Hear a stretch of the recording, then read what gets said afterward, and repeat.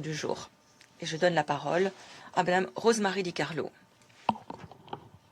Merci, Monsieur le Président. Malheureusement, Monsieur le Secrétaire général Guterres n'est pas à New York aujourd'hui. Je vais donc prononcer une déclaration en son nom. 4 ans après que la Fédération de Russie a lancé son invasion totale de l'Ukraine, la guerre demeure une tâche sur notre conscience collective. Jour après jour, année après année, nous sommes témoins des conséquences multiples de cette violation flagrante du droit international, y compris de la Charte des Nations Unies. Des vies brisées, des communautés dévastées, une instabilité régionale et mondiale accrue. Le tribut humain est catastrophique. En dépit des efforts diplomatiques sans précédent, l'année dernière aura été la plus mortifère pour les civils ukrainiens depuis 2022. Plus de 15 000 civils ont été tués en Ukraine depuis le début de l'invasion. Plus de 41 000 ont été blessés. Des millions d'autres ont été contraints de fuir leur maison. Des millions encore ont besoin d'une aide vitale. Les violations des droits humains sont omniprésentes. Le sort des enfants ukrainiens est particulièrement catastrophique. Plus de 3 200 enfants ont été tués ou blessés. Plus d'un tiers des enfants ukrainiens restent déplacés et l'on estime que 2,2 millions d'entre eux ont besoin d'aide humanitaire. Une génération tout entière a perdu des années d'éducation alors que les écoles sont prises pour cible. Monsieur le Président, cet hiver, la Fédération de Russie a intensifié ses frappes contre les infrastructures énergétiques civiles de l'Ukraine. Les attaques à grande échelle ont tué et blessé des dizaines de civils, en privant des millions d'autres d'électricité, de chauffage, d'eau, sur des périodes prolongées, y compris dans la capitale Kiev. Alors que les températures sont glaciales, les frappes se poursuivent qui visent les systèmes d'approvisionnement en électricité, en chauffage, en eau, transformant l'accès aux services de base en une question de vie ou de mort. Les civils, en Fédération de Russie, sont aussi de plus en plus touchés par les frappes aériennes signalées. Le droit international humanitaire est sans équivoque. Les attaques contre les civils et les infrastructures de nature civile sont strictement prohibées. Je condamne toutes ces attaques, où qu'elles surviennent.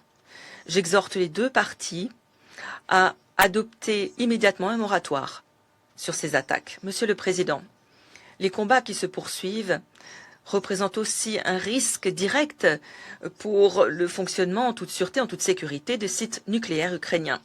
Ce jeu absurde de roulette nucléaire doit immédiatement cesser. Je salue l'Agence internationale pour l'énergie atomique et ses équipes pour les efforts essentiels qu'ils déploient sur le terrain en dépit des dangers encourus. Monsieur le Président, alors même que les combats continuent de faire rage, l'ONU travaille en étroite collaboration avec le gouvernement de l'Ukraine pour réparer les infrastructures endommagées, faire en sorte que les populations puissent avoir chaud et maintenir la fourniture des services essentiels.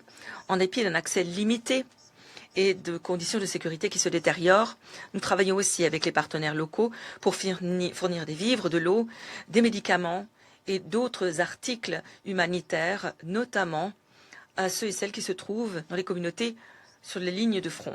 J'exhorte les États membres à pleinement financer la réponse humanitaire. Monsieur le Président, tout au long de la guerre, le Haut Commissariat aux droits de l'homme n'a eu de cesse de faire état des multiples violations des droits humains, tortures, violences sexuelles, exécutions même de prisonniers de guerre et de détenus civils. Ces actes se sont déroulés, pour ainsi dire, en toute impunité. Je me félicite des échanges de prisonniers en cours et exhorte à faire en sorte que les prisonniers de guerre et tous les détenus soient traités avec humanité et soient libérés dans le respect du droit international humanitaire et du droit international des droits de l'homme. Tout enfant ukrainien déporté ou transféré par la force en Fédération de Russie et dans les zones occupées de l'Ukraine doivent retrouver leur famille sans attendre. Je salue tous les efforts déployés pour faciliter ces retours et la réunification des familles. Nous continuerons de travailler en étroite collaboration avec tous les acteurs compétents pour faire en sorte que ce processus aboutisse de manière sûre, rapide et vérifiable. J'exhorte les parties à continuer de travailler de manière constructive pour répondre à ces préoccupations à titre prioritaire. Monsieur le Président, il y a une année, le Conseil a adopté la résolution 2774 qui demandait instamment qu'il soit mis fin au conflit dans les plus brefs délais et plaidait pour une paix durable entre l'Ukraine et la Fédération de Russie. Je salue les efforts diplomatiques qui se poursuivent entre les États-Unis et d'autres pour mettre fin à la guerre. Nous avons besoin de mesures concrètes pour parvenir à une désescalade des combats sans attendre et pour créer un espace suffisant à la diplomatie. Plus cette guerre continue, plus grandes sont les souffrances et plus grands sont les risques pour la paix et la sécurité régionale et internationale. Aussi tortueux que puisse être le chemin, notre obligation collective est claire. Employer tous les instruments diplomatiques possibles pour mettre un terme à la guerre. Les compétences de l'ONU sont à disposition pour étayer les efforts actuellement déployés au service de la paix. Ces outils sont à la disposition des parties et des médiateurs. Les paramètres de la paix en Ukraine ne sont pas un mystère. Cette paix doit respecter le droit international, y compris la Charte des Nations Unies et les résolutions pertinentes des Nations Unies. Nous devons garantir la souveraineté, l'indépendance, l'intégrité territoriale de l'Ukraine à l'intérieur de ses frontières reconnues internationalement. C'en est assez des morts, c'en est assez de la destruction, c'en est assez de ces vies brisées, de ces avenirs réduits à néant. Le moment est venu d'imposer un cessez-le-feu immédiat, global, sans condition. Le premier pas vers une paix juste permettant de sauver des vies et de mettre un terme à ces souffrances sans fin. Je remercie Madame Di Carlo pour son intervention.